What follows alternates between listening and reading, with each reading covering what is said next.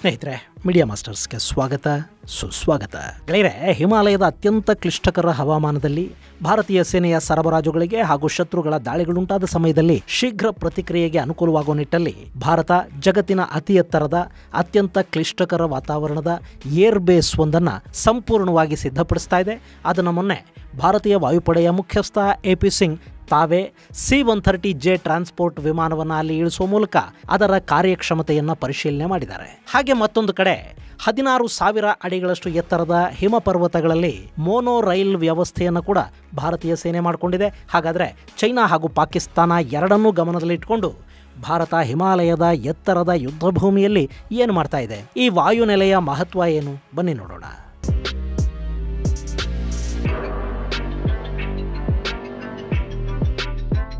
ಗೆಳೆಯರೆ, ಭಾರತ ಮತ್ತು ಚೈನಾ ನಡುವೆ ಇತ್ತೀಚೆಗಷ್ಟೇ ಒಂದು ಶಾಂತಿ ಮಾತುಕತೆ ಆಯಿತು. ಎರಡೂ ದೇಶಗಳು ಗಡಿಯಲ್ಲಿ ನಿಲ್ಲಿಸಿದ ಸೇನೆಯನ್ನ ಹಿಂಪಡೆದು ಗಡಿಯಲ್ಲಿ ಗಲ್ವಾನ್ ಘರ್ಷಣೆಗೆ ಮೊದಲಿನ ವಾತಾವರಣವನ್ನ ನಿರ್ಮಾಣ ಮಾಡೋದಕ್ಕೆ ಒಪ್ಪಿತು.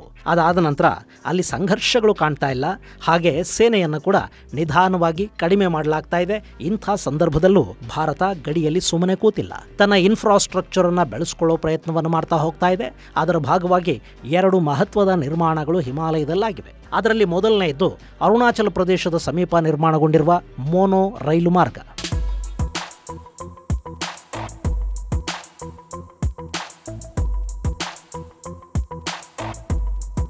ಗೆಳೆಯರೆ, ಭಾರತ ಪಾಕಿಸ್ತಾನ ಹಾಗೂ ಚೈನಾಗಳ ಜೊತೆ ಗಡಿಯನ್ನು ಹಂಚಿಕೊಳ್ಳುತ್ತೆ. ಪಾಕಿಸ್ತಾನದ ಜೊತೆ ಕಾಶ್ಮೀರದಲ್ಲಿ ಬಿಟ್ಟರೆ ಇನ್ನು ಪಂಜಾಬ್, ರಾಜಸ್ಥಾನದ ಗಡಿಗಳು, ಗುಜರಾತ್ ಗಡಿಗಳು ಭಾರತಕ್ಕೆ ತೀರಾ ಪರ್ವತ ಹಿಮಾಚ್ಛಾದಿತ ಗಡಿಗಳಲ್ಲ. ಆದರೆ ಚೈನಾದ ವಿಷಯದಲ್ಲಿ ಹಾಗಲ್ಲ. ಅಲ್ಲಿ ಲದಾಖ್ನಿಂದ ಅರುಣಾಚಲದವರೆಗೆ ಚೈನಾ ಭಾರತದ ನಡುವಿನ ಗಡಿ ಹಿಮ ಪರ್ವತಗಳ ಗುಂಟ ಸಾಗತ್ತೆ. ಅಲ್ಲಿ ಕೂಡ ಚೈನಾಗೆ ಹೋಲಿಸಿದರೆ ಭಾರತದ ಕಡೆಗಿನ ಹಿಮಾಲಯದ ಗಡಿ ಅತ್ಯಂತ ಕ್ಲಿಷ್ಟಕರ ಅನ್ನಿಸ್ಕೊಳ್ಳುತ್ತೆ. ಆ ಗಡಿಯಲ್ಲಿ ಕಾರ್ಯನಿರ್ವಹಿಸುವ ಸೈನಿಕರನ್ನ ತಕ್ಷಣಕ್ಕೆ ತಲುಪಬೇಕು ಅಂದರೆ ಅವರಿಗೆ ಬೇಕಾದ ಬ್ಯಾಕಪ್, ಆಯುಧಗಳು, ಆಹಾರ, ತುರ್ತು ಸರಬರಾಜುಗಳು, ಗಾಯಾಳುಗಳನ್ನು ತುರ್ತಾಗಿ ಅಲ್ಲಿಂದ ಕರೆತರುವುದು, ಇಂಥ ಕೆಲಸಗಳಿಗೆ ಅಲ್ಲಿ ಸಮರ್ಪಕವಾದ ಸಂಪರ್ಕ ವ್ಯವಸ್ಥೆ ಇವತ್ತಿಗೂ ಸರಿಯಾಗಿಲ್ಲ. ಹಿಮಪಾತ ಶುರುವಾದರೆ ಅಲ್ಲಿನ ಸಾಕಷ್ಟು ಗಡಿಗಳು ಸಂಪರ್ಕವನ್ನು ಕಳ್ಕೊಂಡು ಬಿಡುತ್ತವೆ. ಇನ್ನು ಕೆಲ ಕಡೆಗಳಲ್ಲಿ ವಾಹನಗಳು ಹೋಗೋದಕ್ಕೆ ಸಾಧ್ಯ ಆಗೋದಿಲ್ಲ. ಅಲ್ಲಿ ಏರ್ ಬೇಸ್ಗಳನ್ನು, ಏರ್ ಸ್ಟ್ರಿಪ್ಗಳನ್ನು ಮಾಡೋದಕ್ಕೂ ಆಗದ ಪರಿಸ್ಥಿತಿ ಇದೆ. ಇಂಥ ದುರ್ಗಮ ಸ್ಥಳಗಳಲ್ಲೂ ನಮ್ಮ ಯೋಧರು ಕೆಲಸ ಮಾಡ್ತಾ ಇದ್ದಾರೆ. ಅವರನ್ನು ತಲುಪೋದಕ್ಕೆ ಅನುಕೂಲವಾಗುವ ಹಾಗೆ ಅರುಣಾಚಲ ಪ್ರದೇಶದ ಕಾಮೆಂಗಲ್ಲಿ ಸುಮಾರು 16,000 ಅಡಿಗಳಷ್ಟು ಎತ್ತರದಲ್ಲಿ ಮೋನೋ ರೈಲು ಮಾರ್ಗವನ್ನು ಭಾರತೀಯ ಸೇನೆಯ ಗಜರಾಜ್ ಕೋರ್ ನಿರ್ಮಾಣ ಮಾಡಿದೆ. ಗೆಳೆಯರೆ, ಇದು ಗಡಿಗಳನ್ನು ನಿರಂತರವಾಗಿ ಸಂಪರ್ಕಿಸೋದಕ್ಕೆ ಸಹಾಯ ಮಾಡುತ್ತೆ. ಯಾವುದೇ ಹವಾಮಾನದಲ್ಲೂ ಈ ಮೋನೋ ರೈಲಿನ ಮೂಲಕ ಅಲ್ಲಿಗೆ ಹೋಗೋದು, ಸರಕು ಸರಂಜಾಮುಗಳನ್ನು ತಲುಪಿಸೋದು, ಈ ಎಲ್ಲ ಕೆಲಸಗಳಿಗೆ ಅವಕಾಶ ಆಗುತ್ತೆ. ಸುಮಾರು 300 kgಯಷ್ಟು ಸಾಮಗ್ರಿಯನ್ನು ಈ ಮೋನೋ ರೈಲಲ್ಲಿ ಸಾಗಾಟ ಮಾಡಬಹುದು.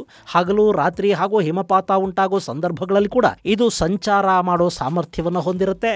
ಈ ಮೋನೋ ರೈಲು ಮಾರ್ಗ ದುರ್ಗಮ ಗಡಿಗಳಿಗೆ ಸಂಪರ್ಕವನ್ನು ಕಲ್ಪಿಸಿಕೊಡುತ್ತೆ. ಇದರ ನಂತರ ಇನ್ನಷ್ಟು ಕಡೆಗಳಲ್ಲಿ ಇಂಥ ವ್ಯವಸ್ಥೆಯನ್ನು ಮಾಡೋ ಬಗ್ಗೆ ಯೋಜನೆಯನ್ನು ಹಮ್ಮಿಕೊಳ್ಳಲಾಗ್ತಾ ಇದೆ. ಅಂದಹಾಗೆ ಭಾರತೀಯ ಸೇನಾಪಡೆಯ ಗಜರಾಜ್ ಕೋರ್ ನಿರ್ಮಾಣ ಮಾಡಿರೋ ಈ ಮೋನೋ ರೈಲು ಸಂಪೂರ್ಣ ಸ್ವದೇಶಿ ಕೂಡ ಆಗಿದೆ.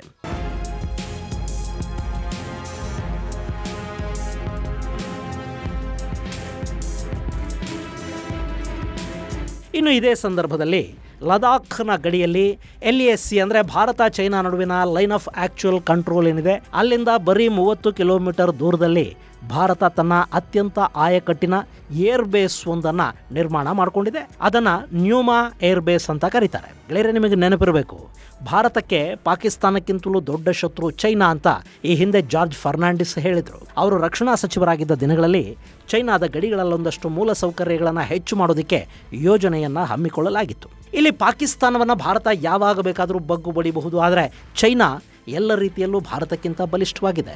ಅವರ ಎಕಾನಮಿ ದೊಡ್ಡದು, ಅವರ ಆಯುಧ ಶಕ್ತಿ, ತಂತ್ರಜ್ಞಾನ ಕೂಡ ಭಾರತಕ್ಕಿಂತ ಬಲಿಷ್ಠವಾಗಿ ಕಾಣುತ್ತೆ. ಅಂಥ ಚೈನಾಗೆ ಏಷ್ಯಾದಲ್ಲಿ ಕಾಂಪಿಟೇಟರ್ ಥರ ಕಾಣ್ತಾ ಇರೋದು ಭಾರತ ಮಾತ್ರ. ಇನ್ನು ಚೈನಾ ತನ್ನ ಸಲಾಮಿ ಸ್ಲೈಸ್ ಟೆಕ್ನಿಕ್ ಅಂದರೆ ಸ್ವಲ್ಪವಾಗಿ ಗಡಿಗಳನ್ನು ಆಕ್ರಮಿಸಿಕೊಳ್ತಾ ಬರೋ ತಂತ್ರವನ್ನು ಈ ಹಿಂದಿನಿಂದಲೂ ತನ್ನ ಎಲ್ಲ ಗಡಿಗಳಲ್ಲೂ ಮಾಡ್ತಾ ಇದೆ. ಹೀಗಾಗಿ ಚೈನಾದ ಗಡಿಯ ಕಡೆಗೆ ಹೆಚ್ಚು ಗಮನವನ್ನು ಕೊಡಬೇಕು ಅಂತ ಜಾರ್ಜ್ ಫರ್ನಾಂಡಿಸ್ ಹೇಳಿದರು. ಅದಾದ ನಂತರ ಚೈನಾ ಗಡಿಯ ಕಡೆ ಭಾರತ ಸ್ವಲ್ಪ ಗಮನ ಹರಿಸುವ ಕೆಲಸವನ್ನು ಶುರು ಮಾಡಿತು. ಇನ್ನು 2014 ನಂತರ NDA ಸರ್ಕಾರ ಚೈನಾ ಗಡಿಯಲ್ಲಿ ಮೂಲಸೌಕರ್ಯ ಅಭಿವೃದ್ಧಿಯ ಕಡೆಗೆ ಹೆಚ್ಚಿನ ಗಮನವನ್ನು ಕೊಡ್ತಾ ಹೋಯಿತು. ಅಲ್ಲಿ ರಸ್ತೆಗಳು, ಬ್ರಿಡ್ಜುಗಳು, ಗಡಿಗಳಲ್ಲೊಂದಷ್ಟು ಗ್ರಾಮಗಳ ಅಭಿವೃದ್ಧಿ, ಇಂಟರ್ನೆಟ್ ಸೌಲಭ್ಯ, ಹೀಗೆ ಒಂದಷ್ಟು ಕಾಮಗಾರಿಗಳನ್ನಲ್ಲಿ ಮಾಡಲಾಗ್ತಾ ಇದೆ. ಅದೇ ನಿಟ್ಟಲ್ಲಿ ಈಗ 13,700 ಅಡಿಗಳಷ್ಟು ಎತ್ತರದಲ್ಲಿ ಭಾರತ ಚೈನಾ ಗಡಿಯಿಂದ ಕೇವಲ 30 ಕಿಲೋಮೀಟರ್ ದೂರದಲ್ಲಿ ಒಂದು ಪರಿಪೂರ್ಣ ಏರ್ ಬೇಸ್ ಅನ್ನು ನಿರ್ಮಾಣ ಮಾಡಿಕೊಂಡಿದೆ.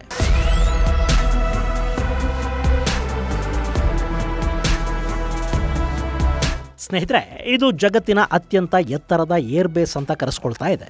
ಹಾಗಂತ ಇದನ್ನ ಈಗಲೇ ನಿರ್ಮಾಣ ಮಾಡ್ತಿದ್ದಾರೆ ಅಂತಲ್ಲ.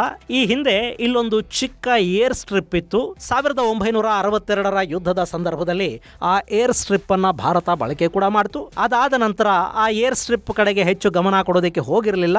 2009ರಲ್ಲಿ ಮತ್ತೆ ಅದನ್ನ ಸ್ವಲ್ಪ ಮಟ್ಟಿಗೆ ಅಭಿವೃದ್ಧಿಪಡಿಸುವ ಮತ್ತು ಅಲ್ಲಿ ವಿಮಾನಗಳನ್ನ ಇಳಿಸುವ ಪ್ರಯತ್ನವನ್ನ ಭಾರತೀಯ ಸೇನೆ ಮಾಡ್ತು.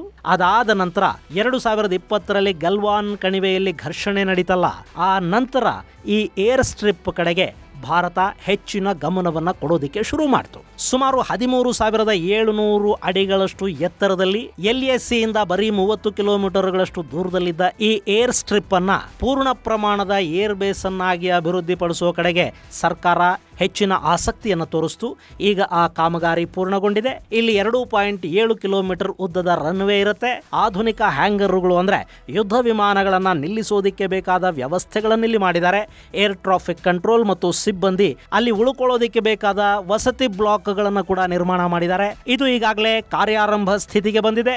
2026ರ ಹೊತ್ತಿಗೆ ಪೂರ್ಣ ಪ್ರಮಾಣದಲ್ಲಿ ಇದು ತನ್ನ ಕೆಲಸವನ್ನು ಆರಂಭ ಮಾಡುತ್ತೆ. ವಿಶೇಷ ಅಂದರೆ ಅಷ್ಟು ಎತ್ತರದಲ್ಲಿ ಅತ್ಯಂತ ಕ್ಲಿಷ್ಟಕರ ವಾತಾವರಣದಲ್ಲಿ ಈ ಏರ್ ಬೇಸ್ ನಿರ್ಮಾಣ ಕಾರ್ಯಕ್ಕೆ ಕೇವಲ 1 ವರ್ಷ ಕಾಲಾವಧಿಯನ್ನು ಮಾತ್ರ ತೆಗೆದುಕೊಳ್ಳಲಾಗಿದೆ ಮತ್ತು ಇದಕ್ಕಾಗಿ 230 ಕೋಟಿ ರೂಪಾಯಿಗಳಷ್ಟು ಹಣವನ್ನು ವೆಚ್ಚ ಮಾಡಲಾಗಿದೆ. ಗೆಳೆಯರೆ, ನಿಮಗೆ ಗೊತ್ತಿರಬೇಕು, ಚೈನಾ ಭಾರತದ ಗಡಿಯಲ್ಲಿ ಹಿಂದಿನಿಂದಲೂ ಕೂಡ ತುಂಬಾ ವ್ಯವಸ್ಥಿತವಾಗಿ ಮೂಲಸೌಕರ್ಯ ಅಭಿವೃದ್ಧಿಯನ್ನು ಮಾಡ್ತಾ ಬರ್ತಾ ಇದೆ. ಅಲ್ಲಿ ರಸ್ತೆಗಳನ್ನು ನಿರ್ಮಾಣ ಮಾಡಿಕೊಂಡಿದೆ, ರೈಲು ಸಂಪರ್ಕಗಳನ್ನು ತನ್ನ ಗಡಿಗಳವರೆಗೆ ವಿಸ್ತರಿಸಿಕೊಂಡಿದೆ. ಹಾಗೆ ಹೋಟಾನ್, ಶಿಗಸ್ತೆ, ಖಾಸ್ಗರ್, ನಿಂಗ್ಚಿ, ಹೋಪಿಂಗ್ ಮುಂತಾದ ಸಾಕಷ್ಟು ಏರ್ ಬೇಸ್ಗಳನ್ನು ಕೂಡ ಚೈನಾ ಭಾರತದ ಗಡಿಯಲ್ಲಿ ಹೊಂದಿದೆ. ಯಾವಾಗ ಅಗತ್ಯ ಬಿದ್ದರೂ ಚೈನಾ ತಕ್ಷಣಕ್ಕೆ ಭಾರತದ ಗಡಿಗೆ ತನ್ನ ಸೇನೆಯನ್ನ ನಿಯೋಜನೆ ಮಾಡೋದಕ್ಕೆ ಏನೆಲ್ಲ ಬೇಕೋ ಅದೆಲ್ಲವನ್ನ ಸಿದ್ಧಪಡಿಸಿಕೊಂಡು ಕೂತಿದೆ. ಅಲ್ಲಿ ಡ್ಯೂಯಲ್ ವಿಲೇಜ್ಗಳು ಅಂದರೆ ಜನವಸತಿ ಹಾಗೂ ಸೇನೆಯ ಬಳಕೆಗೆ ಬೇಕಾಗುವಂತಹ ಗ್ರಾಮಗಳನ್ನು ಕೂಡ ಚೈನಾ ನಿರ್ಮಾಣ ಮಾಡಿಕೊಂಡಿದೆ. ಮತ್ತು ಇದು ಇವತ್ತು ನಿನ್ನೆ ರಾತ್ರೋರಾತ್ರಿ ಆಗಿ ಹೋಗಿರೋದೇನಲ್ಲ. 1950ರಿಂದಲೂ ಚೈನಾ ಇದೆಲ್ಲವನ್ನ ವ್ಯವಸ್ಥಿತವಾಗಿ ಮಾಡಿಕೊಳ್ತಾ ಬರ್ತಾ ಇದೆ. ಆದರೆ ಭಾರತದ ಗಡಿಗಳಲ್ಲಿ ಮೂಲಸೌಕರ್ಯ ಅಭಿವೃದ್ಧಿ ಅನ್ನೋದು ಶುರುವಾಗಿರುವುದೇ ಇತ್ತೀಚೆಗೆ ಮತ್ತು ಅದನ್ನು ಸಹಿಸದೆ ಚೈನಾ ಆಗಾಗ ಗಡಿಗಳಲ್ಲಿ ಕಿರಿಕಿರಿಯನ್ನೂ ಮಾಡ್ತಾ ಇತ್ತು. ರಸ್ತೆ, ಬ್ರಿಡ್ಜ್ ನಿರ್ಮಾಣಕ್ಕೆ ಅಡ್ಡಿ ಉಂಟು ಮಾಡೋದಕ್ಕೆ ಮುಂದಾಗಿತ್ತು. ಅದೆಲ್ಲವನ್ನ ನಿಭಾಯಿಸಿಕೊಂಡೆ ಈಗ ಅಲ್ಲೊಂದಷ್ಟು ವ್ಯವಸ್ಥೆಗಳಾಗಿವೆ. ಅದರಲ್ಲಿ ಒಂದು ಈ ನ್ಯೂಮಾ ಏರ್ ಬೇಸು.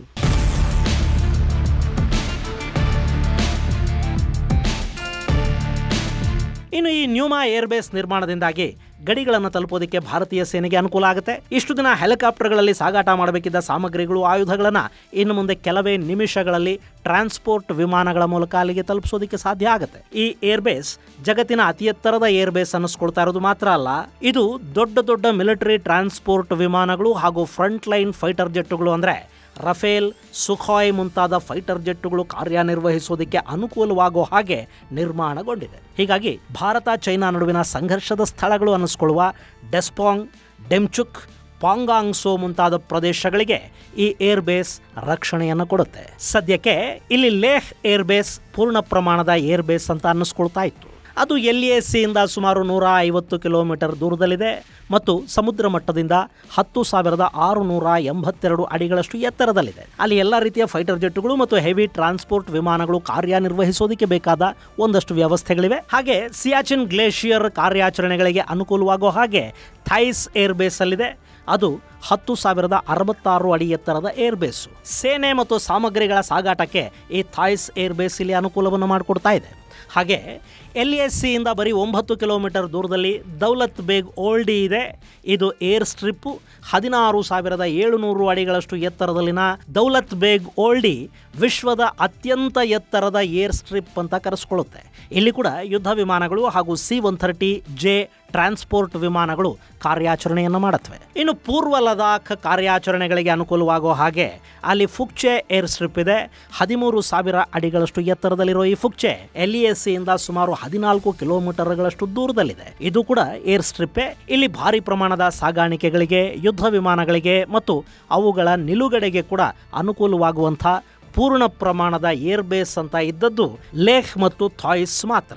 ಈಗ ಆ ಪಟ್ಟಿಗೆ ನ್ಯೂಮಾ ಕೂಡ ಸೇರ್ಪಡೆ ಆಗ್ತಾ ಇದೆ. ಇದು ಈ ಭಾಗದ ಮುಂದಿನ ಕಾರ್ಯಾಚರಣೆಗಳಿಗೆ ಬೆನ್ನೆಲುಬಾಗತ್ತೆ ಅಂತ ಹೇಳ್ತಾ ಇದ್ದಾರೆ. ಹಾಗೆ ಅತಿ ಎತ್ತರದ ಪ್ರದೇಶದಲ್ಲಿ ಏರ್ ಬೇಸ್ಗಳನ್ನು ನಿರ್ವಹಿಸೋದು ಬಾರ್ಡರ್ ಇನ್ಫ್ರಾಸ್ಟ್ರಕ್ಚರ್ ಅಭಿವೃದ್ಧಿಯಲ್ಲಿ ಒಂದು ದೊಡ್ಡ ಸಾಧನೆ ಅಂತ ಕೂಡ ಬಣ್ಣಿಸಲಾಗ್ತಾ ಇದೆ. ಇದು ಗೆಳೆಯರೆ ಚೈನಾ ಗಡಿಯಲ್ಲಿ ಕಾರ್ಯಾರಂಭ ಮಾಡಲಿರುವ ಅತಿ ಎತ್ತರದ ಮತ್ತು ಅತ್ಯಂತ ಸುಸಜ್ಜಿತ ಏರ್ ಬೇಸ್ ಕುರಿತಾದ ಮಾಹಿತಿ. ಮುಂದಿನ ಸಂಚಿಕೆಯಲ್ಲಿ ಮತ್ತಷ್ಟು ವಿಶೇಷಗಳ ಜೊತೆ ಮತ್ತೆ ಭೇಟಿಯಾಗೋಣ.